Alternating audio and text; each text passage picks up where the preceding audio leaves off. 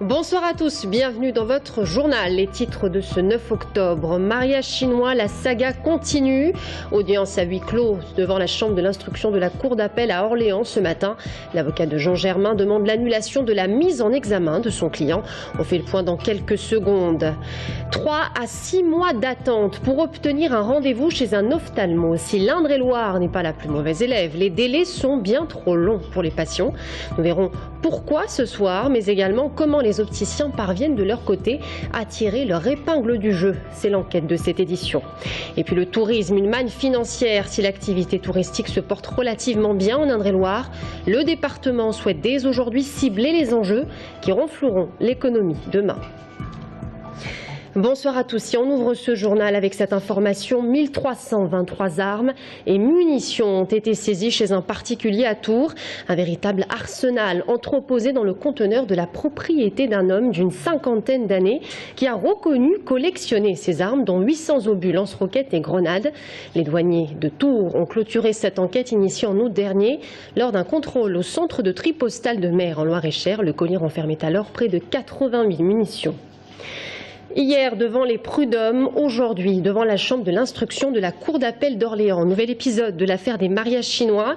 Audience à huis clos ce matin. Maître Tricot demandait l'annulation de la mise en examen de son client, le sénateur Jean Germain, prétextant que les indices graves à son encontre n'existent pas. L'avocat de Lisanne, Maître Chotan, lui, ne l'entend pas de cette oreille. On fait le point sur l'audience avec Florent Carrière. Tout est allé très vite ce matin, à peine 30 minutes d'audience, durant laquelle l'avocat de Jean Germain a demandé la nullité de la mise en examen de son client, Maître Tricot, plaidant pour que l'ex-maire de Tours soit placé sous le statut de témoin assisté. Selon lui, les charges sont insuffisantes pour que Jean Germain soit reconnu responsable des faits qui lui sont reprochés.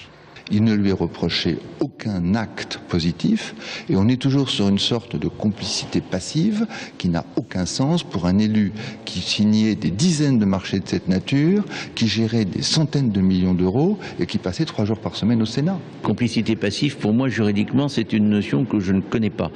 Ce que je peux dire, en tout cas, ce qui m'apparaît certain, c'est qu'il n'y a pas eu d'interruption dans le contrat de travail de Madame Anne entre la mairie et le SPL. Le parquet général a reconnu qu'il avait été regrettable, de par l'immunité de Monsieur Germain, que ma cliente soit la seule à supporter les conséquences de cette affaire jusqu'à ce que l'immunité puisse être levée. Le reclassement de Lisanne au sein de Tours Plus, thème central ce matin. Avec cette question, y a-t-il eu emploi fictif et donc détournement de fonds publics? Jean Germain n'avait pas le pouvoir de recaser Lisanne. Pourtant, lors de son audition, Jean-François Lemarchand, le directeur de l'Office de tourisme de Tours Plus, avait fait part de pression de la part de Jean Germain pour accepter Lisanne au sein de la structure. Sur ce point, c'est donc toujours parole contre parole. Mais en ce qui concerne le détournement de fonds publics, les deux avocats ont noté ce matin une évolution à la faveur de leurs clients. Et c'est la raison pour laquelle il n'y a pas, à mon avis, détournement de fonds publics et que je rejoins M. Germain sur ce point, c'est que le travail est fait pour le compte de SPL, mais SPL c'est la communauté d'agglomération, puisque M. Germain est le président, et la ville de Tours, dont M. Germain est le maire, et que par voie de conséquence, la politique internationale avec la Chine mise en œuvre par Mme Anne avait des retombées sur les 3 entités. C'est la raison pour laquelle le délit ne me paraît pas pouvoir être tenu. C'est d'ailleurs ce que dit Monsieur Lemarchand lui-même, que Madame Anne et son poste qui soit transféré à terme à la communauté d'agglomération représentée par la SPL. D'un côté, un avocat qui veut dédouaner son client. En face, un autre avocat qui souhaite que sa cliente ne porte pas toute seule le poids de cette affaire. On devrait en savoir un peu plus le 29 octobre prochain, lorsque la décision sera rendue. Quartier des Fontaines, Vieux-Tours, les caméras de vidéosurveillance vont se multiplier dans la ville. On parle d'une vingtaine de caméras supplémentaires qui filmeront en continu l'espace public. Sont-elles réellement efficaces? Réduisent-elles vraiment la délinquance? Nous en débattrons avec Olivier Le Breton, adjoint au maire de Tours, en charge de la sécurité et de la tranquillité publique. À la fin de ce journal, il est notre invité de la rédaction. Obtenir rapidement un rendez-vous chez un ophtalmologue relève souvent de l'impossible. En Loir-et-Cher, par exemple, regardez, il faut attendre plus de 6 mois pour en obtenir un. En Indre-et-Loire, c'est un peu mieux, entre 3 et 6 mois, bien loin de la moyenne nationale. Comment expliquer ces délais aussi longs?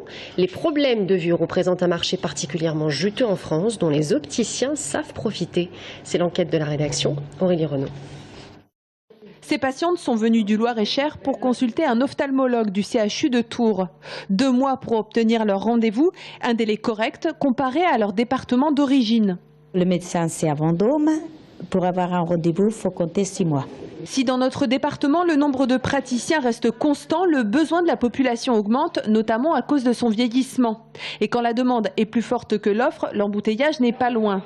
L'alternative, pour faire à nombre de médecins égal plus de consultations, c'est la formation d'orthoptiste.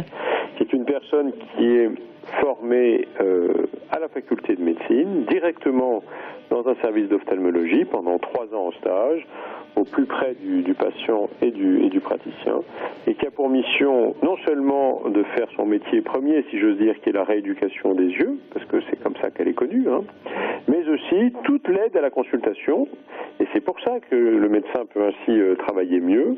La collaboration orthoptiste-ophtalmo, un modèle choisi par de nombreux cabinets de Tours. Il y a 5 ans, l'université de médecine ne formait que 2 orthoptistes chaque année. En 2014, 10 praticiens seront prêts à consulter.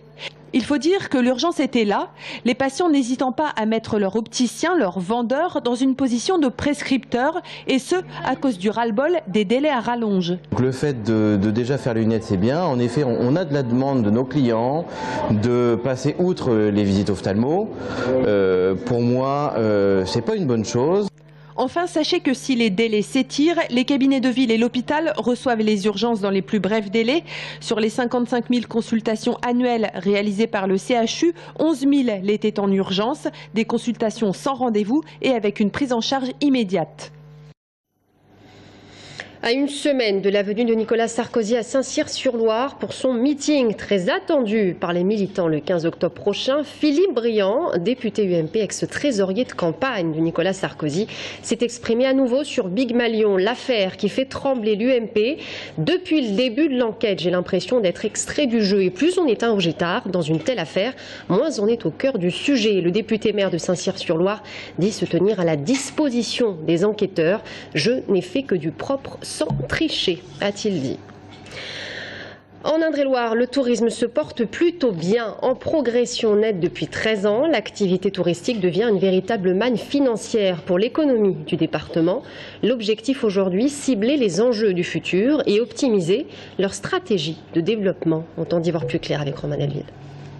Plus de 3 millions de visiteurs en 2014, 10 000 emplois liés au secteur, plus de 800 000 euros de chiffre d'affaires. L'activité du tourisme en Touraine est importante et internationale. 1/3 des touristes dans le département arrivent de l'étranger. Une fois ce constat réalisé, point la question de son potentiel de développement et les moyens d'y arriver. Il y a plusieurs axes importants. D'abord l'offre touristique qui doit en permanence s'adapter à l'évolution des comportements de la société. Donc on peut parler par exemple de l'évolution des familles, de l'évolution du marché du tourisme d'affaires qui recherche des prestations qui sont plus axées vers la nature par exemple. Ça c'est une niche qui est importante. La Touraine veut donc miser sur ses paysages, son fleuve royal pour attirer ceux qui sont là, des destinations surchargées. Et puis il faut saisir les opportunités historiques et touristiques. 1515 Marignan, 1515 accession au trône de François Ier. Le dossier anniversaire en 2015 est dit prioritaire.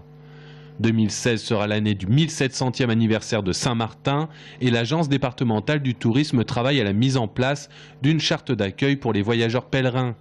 C'est qu'il faut toujours anticiper dans la loi de l'offre et de la demande. Nous sommes en compétitivité, en compétition à l'échelle internationale, à l'échelle nationale, et que ici nous devons démontrer que nous sommes plus attractifs et meilleurs que les autres. Et donc ça passe par les hommes et les femmes qui travaillent dans le domaine du tourisme, aussi par la qualité des animations que l'on peut proposer sur notre territoire pour faire en sorte que la Touraine soit un département où il fait pour les touristes bon vivre et qu'on puisse y trouver une qualité de l'accueil indispensable et nécessaire. Pour cela, l'offre de formation dans le secteur du tourisme sera développée pour répondre à des demandes qui s'annoncent de plus en plus grandes. En 2030, il y aura 2 fois plus de touristes dans le monde entier, et en particulier en Europe. Et donc nous devons tirer notre épingle du jeu parce que le tourisme est un des secteurs clés de développement économique. Dernier axe, enfin, le tourisme d'affaires qui représente 45% du remplissage des hôtels. Un tourisme à développer car il fait oublier les saisons.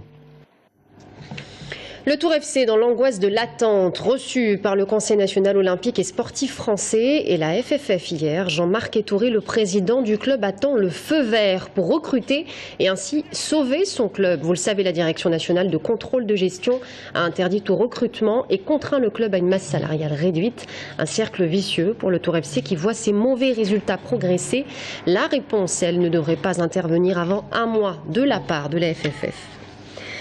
Voilà, c'est la fin de ce journal. Merci à tous de nous avoir suivis. Dans un instant, l'invité de la rédaction, Olivier Le Breton, adjoint au maire de Tours en charge de la sécurité. À tout de suite.